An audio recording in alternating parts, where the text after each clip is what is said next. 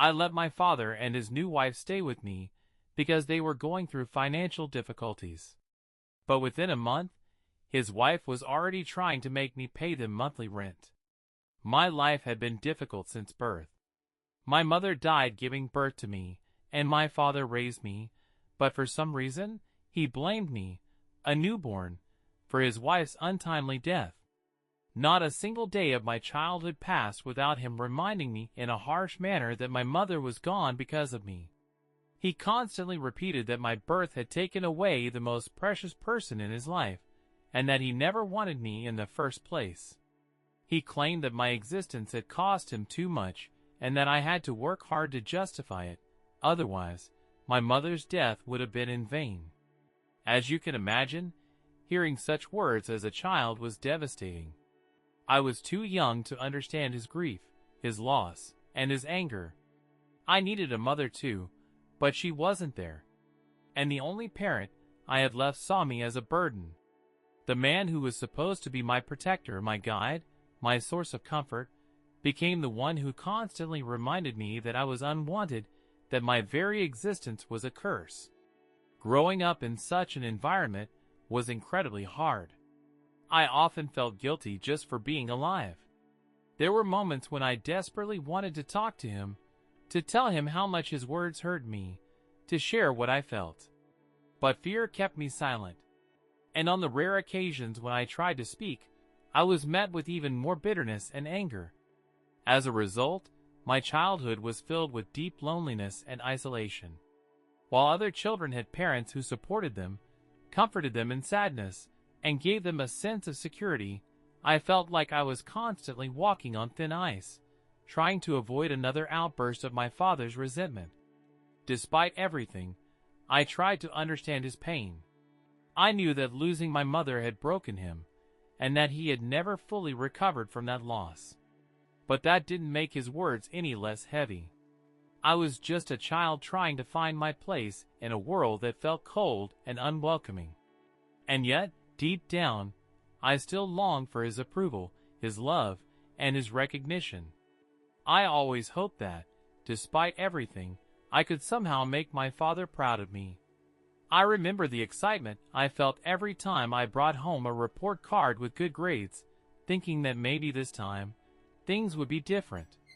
I would rush to him eagerly, wanting to show what I had achieved, hoping for a smile, a word of approval, something that would make me feel worthy in his eyes. But every time, the same thing happened. He would barely glance at my grades, let out a dismissive noise, and tell me to keep studying harder because it still wasn't enough. He reminded me that there were hundreds of other kids who could get the same grades, so it wasn't anything special. Instead of pride or encouragement, I was met with indifference and a constant reminder that I wasn't living up to his expectations. No matter how hard I tried, it was never enough for him. And it wasn't just about school. Every time I wanted to do something outside of academics, play soccer, participate in events with friends, he immediately forbade it. He said that the only thing I should focus on was studying, so I could leave his house as soon as possible. Those words cut deep, making it clear that I was more of a burden to him than a child to be loved and cared for. My friends would tell me how their parents supported their interests and encouraged them to enjoy their childhood, but I never had that. My father constantly reminded me that I was just a guest in his house, and that I had to do as I was told, or else he would kick me out. Weekends, which should have been a time to relax or have fun with friends, were no different from weekdays. If I asked for permission to go out, he would launch into a tirade about how I was wasting his money. Even if I just wanted to visit a friend's house or go to the park, it would turn into a lecture about how hard he worked to pay for my education, and how I had no right to spend my time on friendships. It seemed that anything that brought me joy or made me feel like a normal kid was automatically dismissed as a waste of time in his eyes. One of the most painful memories I have is of my 15th birthday. Most kids look forward to their birthdays, planning parties or gatherings with friends. But for me, it was a day filled with fear. My father never liked me celebrating my birthday, but that year, I had hoped it would be different. I wanted to go to the movies with my friends and have some pizza. When I finally gathered the courage to ask him for a little money, he exploded. He yelled at me and said I had no right to celebrate my birthday because it was also the day my mother died. He made it clear that my birthday would always be the worst day of the year for him, and that I shouldn't even think about enjoying it. In the end, I never celebrated with my friends. As you can imagine, over time, all these repeated situations convinced me that my father truly hated me and didn't want me in his life. The constant rejection and criticism took a serious toll on me. Eventually, I learned to keep my hopes and dreams to myself. I stopped expecting his approval or support because I knew it would only lead to disappointment and pain. I tried my best to be strong for myself and focused on excelling in school so I could leave his house as soon as possible. In the end, all the hard work, persistence, and determination I put into my studies paid off. I still remember the moment I received my acceptance letter from one of the top universities, with a full scholarship. It was a mix of relief and pride. Finally, I was leaving that house. I was breaking free from my father's oppressive control and stepping into a new chapter of my life, where I could live on my own terms. Leaving home felt like shedding a massive weight off my shoulders. For the first time in my life, I felt truly free.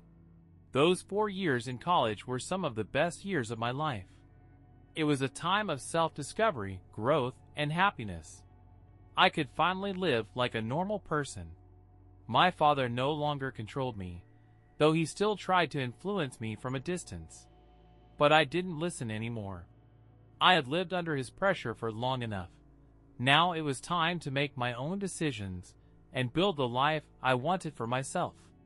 Despite all the freedom and joy that college life brought, I never lost sight of my goals. I maintained high academic performance, determined to make the most of the opportunity one had fought so hard for. But I also found balance. I enjoyed life and explored everything college had to offer. I went to parties, joined clubs, made new friends, picked up hobbies, and finally started living the way I had always dreamed of. It was during this time that I met my girlfriend, Sheila. Meeting her was one of the most unexpected and wonderful things to happen in my life. From the start, there was something about Sheila that drew me in. We were incredibly alike, ambitious, driven, and focused on building our careers. Sheila understood me like no one else ever had.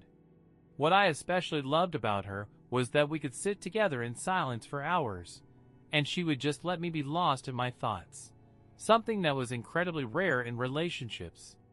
With Sheila, I never felt pressured to be someone I wasn't. We enjoyed each other's company, whether it was deep conversations about our dreams and goals, or simply sitting together, soaking in the quiet.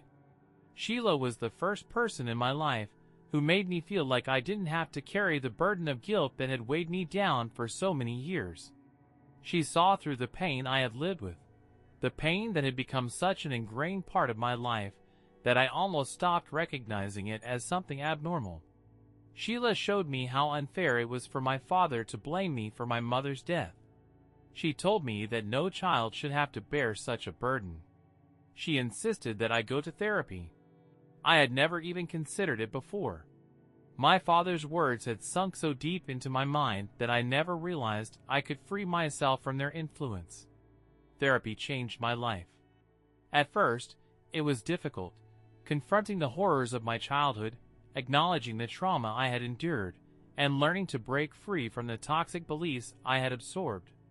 It took a lot of effort, but therapy opened my eyes. I realized how flawed my father's thinking was, and that I deserved better. Slowly, I came to understand that I was not responsible for my mother's death, and that my father's hatred toward me was his own issue to deal with. As I began to heal, I started to feel a deep anger toward my father. It was as if all the buried frustration I had suppressed over the years was finally rising to the surface. I had spent so many years trying to earn his approval, trying to be the child he wanted, all while carrying the guilt he had placed on me. But now, I understood, it wasn't my responsibility. One day, I finally told him everything I had been holding in for years. It wasn't planned, the words just poured out. I told him about all the years he had blamed me for my mother's death, about how his words and actions had severely impacted my mental health, and that I would no longer allow him to treat me that way. I made it clear that I would not be his scapegoat anymore, and that I deserved respect. Otherwise, I would cut him out of my life completely. For the first time, he had nothing to say. He didn't apologize like I had hoped, but he also didn't deny my words. After that conversation, I noticed a change in his behavior. He seemed to make an effort to be softer and less harsh when speaking to me. It felt like he was trying to change and consider my feelings. But despite that, our relationship remained strained. Years of pain and resentment weren't so easily erased. I appreciated the slight shift in his attitude, but the damage he had done would take much more to repair, if it was even possible at all. Years passed. Though my relationship with my father remained tense, I no longer felt the same level of anger or guilt as before. I eventually realized that while I couldn't change the past, I could control how it affected my future. Recently, my father married his girlfriend. They had a small wedding, and despite everything, I decided to attend with Sheila. I was happy for him, and thought that maybe marriage would change him for the better. However, just a month after the wedding, he called me in desperation. He had made some bad financial decisions, and was struggling to make ends meet. He admitted that he hadn't paid his rent for 6 months, and was now on the verge of eviction. He also said he couldn't tell his wife because it would cause problems between them. The first thing he asked for was money to cover his rent. As soon as I heard this, I immediately refused. Even though I could afford to help, I didn't want to become his financial safety net, especially given our complicated history. But after talking with Sheila, I reconsidered. He was still my father, and maybe he genuinely needed help. So, I called him back and offered a compromise. I told him that I wasn't willing to pay his rent, but he and his wife could stay with me temporarily. Since I lived alone in my own house and had enough space for them, they could stay until they saved up enough to get back on their feet. It was a difficult decision, considering everything that had happened between us. I felt that allowing my father and his wife to stay was the right thing to do, but I made it clear that this was only a temporary arrangement. I expected him to make an effort to move out as soon as possible. He took some time to think about it, but eventually called me back and accepted my offer. 2 weeks later, he and Dave moved in, and I prepared the guest room for them. The first month was an adjustment period for all of us. Years had passed since we last lived together, and now we were completely different people. I was no longer the teenager who silently endured his criticism. I was an adult with my own life. Unfortunately, his old habits soon resurfaced. My father began making comments about my lifestyle as if nothing had changed, from the way I kept my home to how I managed my daily routines. He always had something to say. But I wasn't the same person anymore. This time, I refused to let him hold power over me. Every time he tried to criticize or control aspects of my life, I stood my ground and told him to stop. I made it clear that he had no right to comment on my decisions, especially while living under my roof. I wasn't rude, but I was firm. I wasn't going to let him dictate how I lived. Of course, Day didn't like this. A few times, she remarked that I should respect my father and be grateful for his supposed sacrifices. I simply shook my head because I knew the truth. She had no idea what he had put me through as a child. I respected my father, but that didn't mean I would allow him to walk all over me. I had spent too much of my life trying to please him at the expense of my own happiness, and I wasn't going back to that. Still, I felt it wasn't my place to expose my father's past today. So every time she made a comment, I just stayed quiet. There was no point in arguing. I knew living together wouldn't be easy, but I hoped we could at least find a way to coexist peacefully. One evening, after an exhausting day at work, I came home to find my father and Day sitting in the living room, watching TV. The house was a mess, and the kitchen sink was overflowing with dirty dishes. I asked my father why he hadn't cleaned up, as I had repeatedly told both him and Day that they needed to do their share of the household chores. That day was his turn. He responded with that same dismissive tone that had always made me grit my teeth as a child. "You're a grown man that I raised alone after your mother died. You should be ashamed to ask me to do something. You can wash the dishes yourself." I was furious. Without hesitation, I fired back. "You know what's actually shameful? The fact that you're sitting on my couch, in my house, watching my TV, eating my food, and still acting like you have the right to boss me around when you beg me to let you live here for free. You and your wife haven't lifted a finger to help me. If you don't want to wash the dishes, then you can pack your bags and leave. Right now." He just stared at me, shocked. A tense silence filled the room, and for a moment, I thought he was actually going to get up and walk out. But I knew he had nowhere else to go. So instead, I turned around and walked out of the room, slamming the kitchen door behind me, my heart pounding with a mix of anger and disappointment. The next morning, I went downstairs and found only Day in the kitchen. My father had probably left early for work. I was about to leave when she asked to talk. I didn't know what to expect but agreed to listen. With a serious expression, she told me how deeply hurt my father had been by our conversation the night before. She said I had no right to speak to him that way, especially considering how much money he had supposedly spent to help me buy this house. I was stunned. The money I had saved up for years? The house I had purchased entirely on my own? The idea that he had contributed anything was a complete lie. I asked Day to clarify what she meant, and she explained that my father had told her he had used part of his savings to help me buy the house. I nearly laughed out loud when I realized that was the story he had fed her. Before I could respond, she kept going, insisting that I should be grateful for his help.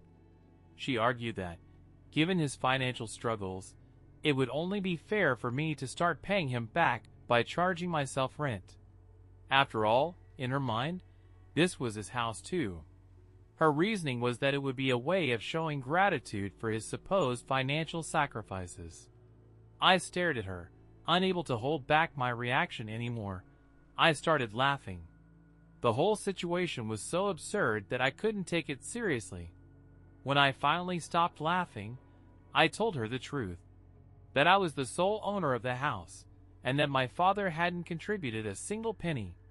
The look on her face was priceless. It was clear she had no idea that the house belonged to me. The mixture of shock, embarrassment, and anger she felt must have been overwhelming. She asked me if it was true that my father had never helped me financially, and I told her the reality. He couldn't even afford to pay his own rent, so how could he have helped me buy a house? I think she finally understood the situation, because she didn't argue after that. Instead, she packed her things and left the house that same day. I didn't stop her. It wasn't my problem. Later that evening, when my father returned home, he noticed that Day's belongings were gone. He called her to ask what had happened, and when he found out that I had told her the truth about the house, he exploded. He accused me of not keeping my mouth shut, of embarrassing him, and of deliberately sabotaging his relationship. In his mind, I should have been more understanding and let her believe his lie, because now he felt worthless compared to me, as if it was somehow my fault that he couldn't afford his own place. It was infuriating. I reminded him that I had let them stay in my home to help them out, yet instead of being grateful, I was being blamed for their problems. He seemed to have completely forgotten that I owed him nothing, and that the only person responsible for his situation was himself. It felt like all the years of him treating me as a problem had come full circle. Even now, as an adult, he was trying to make me the scapegoat for something I had no control over. But he didn't want to listen. Instead of trying to understand my point of view, he insisted that I needed to call Day and apologize to her, to fix the situation. He wanted me to lie, to let her continue believing that he had helped me buy my house. I refused. I was exhausted from his endless manipulation and guilt-tripping. I had reached my limit. Finally, I told him that I couldn't tolerate his presence anymore, as the constant arguments were affecting my mental health. I asked him to pack his things and move out the next day. It was a difficult decision, one I made with a heavy heart. But I needed to set boundaries to protect my peace and sanity. He protested, saying he had nowhere to go, and begged me to give him more time. But at that moment, I couldn't bring myself to care. I had no more sympathy left for him. I stood firm and insisted that he leave by morning. Since then, my father has continued calling me, blaming me for ruining his life and marriage. He claims that Day refuses to speak to him and insists that a good son would never kick his own father out. Update 1. Many people suggested that I reach out to Day and tell her the truth about my childhood, as she might not fully understand who my father really is. Until now, I had chosen to stay out of his personal affairs, but I realized that she deserved to know the truth. I plan to speak with her. Update 2. I finally managed to talk to Day. It turned out she knew nothing about what my childhood had really been like. My father had painted himself as a devoted single parent who had sacrificed everything for me. She was shocked when I told her the truth. After our conversation, she said she needed time to think and was planning to take a break from their relationship. Update 3. It's been 3 months since I asked my father to leave. I have completely cut ties with him. It wasn't an easy decision, but it was necessary for my emotional and mental well-being. My girlfriend has been an incredible source of support throughout this process. She has stood by me, comforted me, and helped me heal. Now, I'm focused on building the life I've always wanted, pursuing my goals, and simply enjoying my relationship, without the weight of my father's toxicity dragging me down.